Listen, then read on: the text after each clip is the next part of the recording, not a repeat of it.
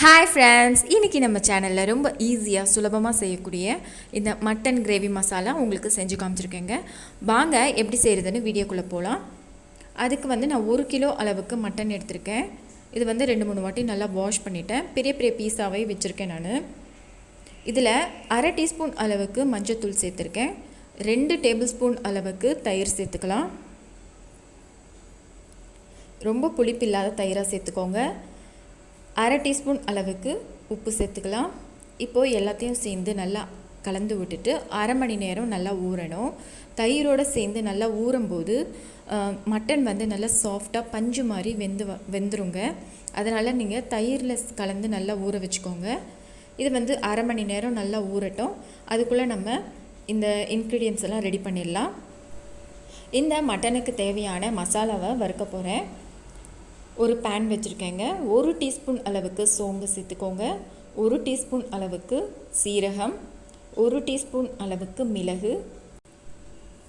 இதில் தேங்காய் சேர்த்துக்கலாம். நான் சின்ன மூடி தேங்காய் இருக்குங்க, 1/2 மூடி அளவுக்கு கீறி வச்சுருக்கேன். 15லிருந்து 20 சின்ன வெங்காயம் எடுத்துக்கலாம். எல்லாத்தையும் சேர்த்து நல்லா வதக்கிக்கோங்க. இது நல்லா வதக்கினதுக்கப்புறமா நல்லா ஆற விட்டு மிக்சியில் தண்ணி ஊற்றி அரைச்சி எடுத்து வச்சுருக்கேன் தனியாக. இது ஆறட்டும். ஆறினதுக்கப்புறம் தண்ணி ஊற்றி அரைச்சி எடுத்துக்கோங்க. இப்போ மட்டனை தாளிச்சிடலாம். ஒரு குக்கர் வச்சுருக்கேன். 1/4 கப் அளவுக்கு எண்ணெய் சேர்த்துக்கோங்க. ப்ளஸ் 3 டேபிள் ஸ்பூன் அளவுக்கு எண்ணெய் சேர்த்துருக்கேன். 1/4 கப்பும் 3 டேபிள் ஸ்பூன் அளவுக்கு எண்ணெயும் சேர்த்துருக்கேன். இதில் 1 டீஸ்பூன் அளவுக்கு சோம்பு, பட்டை, மராத்தி மொக்கு, 2 ஏலக்காய், கல்பாசி எல்லாத்தையும் சேர்த்து எண்ணெயில் நல்லா வதக்கிக்கலாம். நான் 4 வெங்காயம் பொடிசாக அரிஞ்சு வச்சுருக்கேங்க. அதோட 2 பச்சை மிளகாவும் சேர்த்து நல்லா வதக்கிக்கோங்க. 4 வெங்காயம் பெரிய மீடியம் சைஸ் வெங்காயம் எடுத்துக்கோங்க. வெங்காயம் நல்லா வதக்கட்டும். நல்லா வதங்கினதுக்கப்புறம் இஞ்சி பூண்டு பேஸ்ட்டு சேர்த்துக்கலாம்.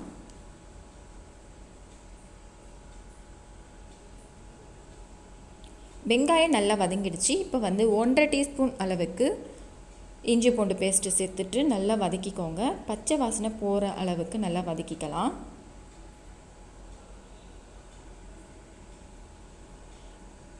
இப்போ ஊற வச்சுருக்கிற இந்த மட்டன் பீசஸை நம்ம சேர்த்து நல்லா வதக்கிக்கோங்க.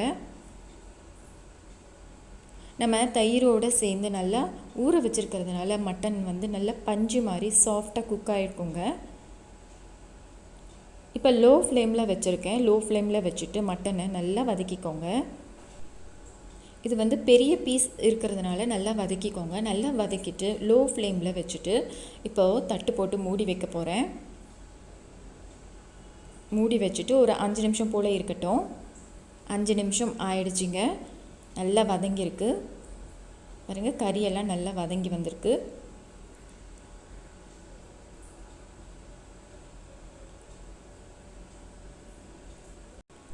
மட்டன் நல்லா வதங்கினதுக்கப்புறமா நம்ம இப்போது தக்காளி சேர்க்க போகிறோம். 3 தக்காளி, மீடியம் சைஸ் தக்காளிங்க, நல்லா பொடிசாக அரைஞ்சி வச்சுருக்கேன். சேர்த்து நல்லா வதக்கிக்கோங்க. மட்டனோடு சேர்த்து நல்லா வதக்கிக்கலாம்.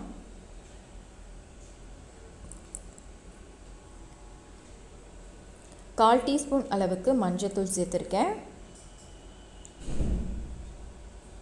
இப்போ மிளகாய்த்தூள் 1 டீஸ்பூன் அளவுக்கு சேர்க்குறேன். காஷ்மீர் மிளகாய்த்தூள் 1/2 டீஸ்பூன் அளவுக்கு சேர்த்துருக்கேன்.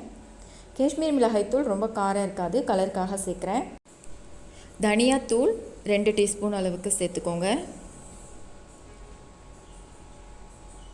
இப்போ எல்லாத்தையும் நல்லா வதக்கிக்கலாம். மசாலாவோட அந்த பச்சை வாசனை போகணும். மிளகாய்த்தூள் வாசனை வரும், அதனால் நல்லா வதக்கிக்கோங்க. இப்போது நல்லா வதக்கி விட்டாச்சு. இதுக்கு தேவையான உப்பு சேர்த்துக்கலாம். நான் இப்போது கல் உப்பு சேர்க்க போகிறேன். தேவையான அளவு உப்பு சேர்த்துட்டு நல்லா வதக்கிக்கலாம். இதில் தண்ணியே ஊற்றாமல் நான் வதக்கிட்டுருக்கேன். இப்போது மசாலாவெல்லாம் சேர்த்தாச்சு, உப்பும் சேர்த்தாச்சு, நல்லா வதக்கிக்கோங்க. இது 5 நிமிஷம் இருக்கட்டும். சிம்மிலேயே 5 நிமிஷம் இருக்கட்டும். மூடி வச்சிடலாம். 5 நிமிஷம் ஆயிடுச்சு. இப்போது தட்டை ஓப்பன் பண்ணிடலாம். மட்டன் நல்லா வதங்கியிருக்குங்க. நல்லா வதங்கி இந்த மாதிரி வதக்கும் போது நமக்கு பச்சை வாசனை இல்லாமல் இருக்கும். அதுக்காக நல்லா வதக்கிக்கோங்க. இப்போது அரைச்ச மசாலாவை சேர்த்துடலாம். தேங்காய், சோம்பு, சீரகம், மிளகு எல்லாத்தையும் வறுத்து அரைச்சி வச்சுருக்கேன். இப்போது அதில் கொஞ்சமாக தண்ணி சேர்த்து நல்லா வதக்கிக்கோங்க. தேங்காய், சோம்பு இதெல்லாம் அரைக்கும்போது முந்திரி பருப்பு கூட சேர்த்து நீங்கள் அரைச்சிக்கலாம். நான் முந்திரி பருப்பு எதுவும் சேர்க்கலைங்க. நல்லா வதங்கிடுச்சு. இப்போ நம்ம கரம் மசாலா சேர்க்குறேன். அதோட மட்டன் மசாலா 1 டீஸ்பூன் அளவுக்கு சேர்க்குறேன். 1 teaspoon garam masala, 1 teaspoon mutton masala சேர்த்துட்டு நல்லா வதக்கிக்கலாம்.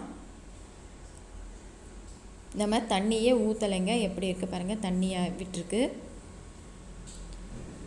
நல்லா வதக்கியாச்சு. இதுக்கு தேவையான தண்ணி கொஞ்சமாக சேர்த்துக்கோங்க. நான் 1/2 கப் அளவுக்கு சேர்க்குறேன். இப்போது நல்லா கலந்து விட்டுட்டு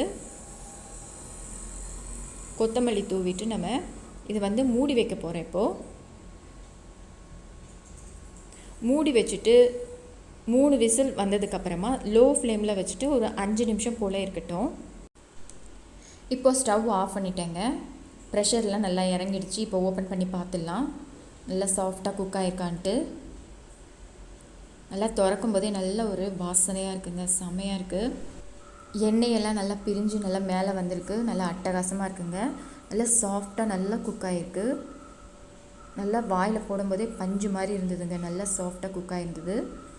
இதே மாதிரி நீங்களும் ட்ரை பண்ணி பார்த்துட்டு எனக்கு கமெண்ட் பண்ணுங்கள். இந்த வீடியோ உங்களுக்கு பிடிச்சிருக்குன்னு நினைக்கிறேன். பிடிச்சிருந்தா லைக் பண்ணுங்கள், ஷேர் பண்ணுங்கள். உங்கள் ஃப்ரெண்ட்ஸ், ரிலேட்டிவ்ஸ் எல்லாருக்கும் ஷேர் பண்ணி விடுங்க. மறக்காமல் சென்னை லஞ்சுக்கு சப்ஸ்கிரைப் பண்ணுங்கள். அடுத்த ஒரு சூப்பரான இன்ட்ரெஸ்டிங்கான ரெசிபியில் உங்களை பார்க்குறேங்க. இந்த வீடியோ பார்த்த அனைவருக்கும் நன்றி.